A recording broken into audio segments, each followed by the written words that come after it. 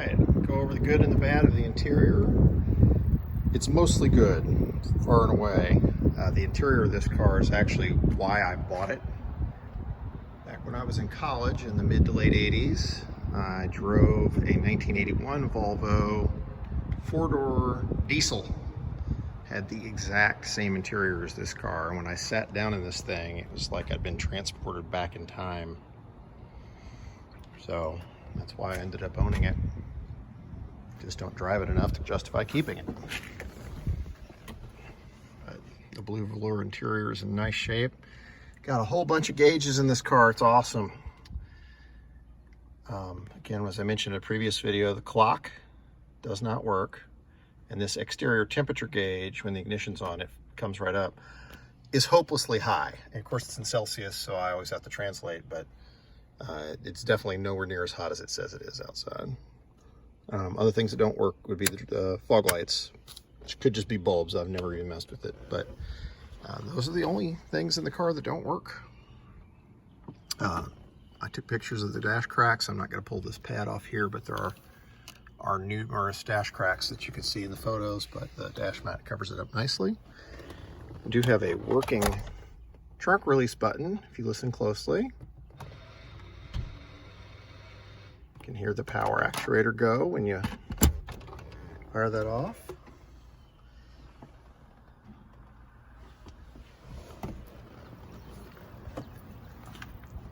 Overall, interior is very, very nice.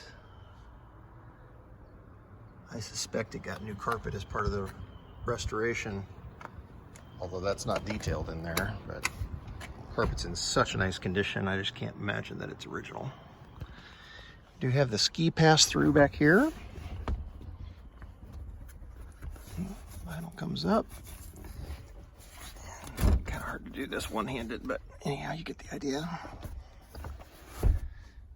I have never messed with this. The car has this little solar panel back here to keep the battery charged.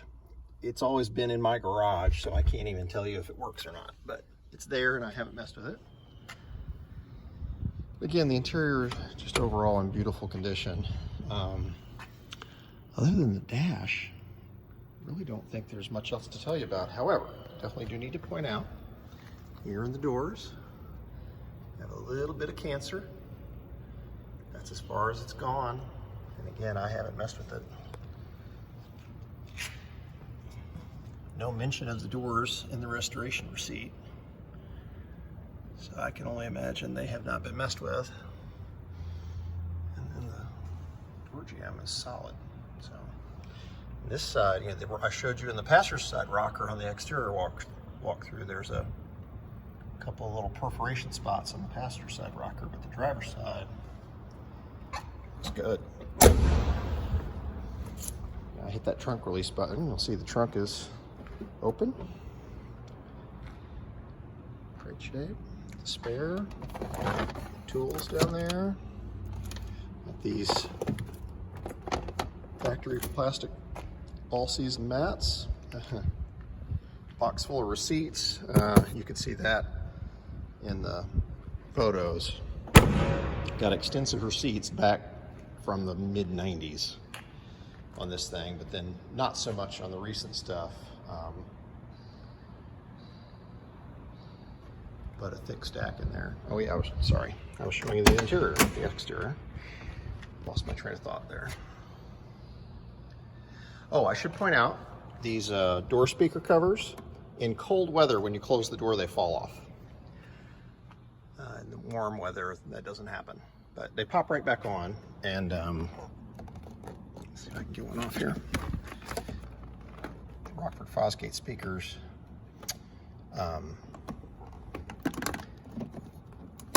The front speakers actually are not working. That is one other thing. Don't know if it's the head unit, the wiring, or the speakers themselves, but the rear triaxles work fine. So.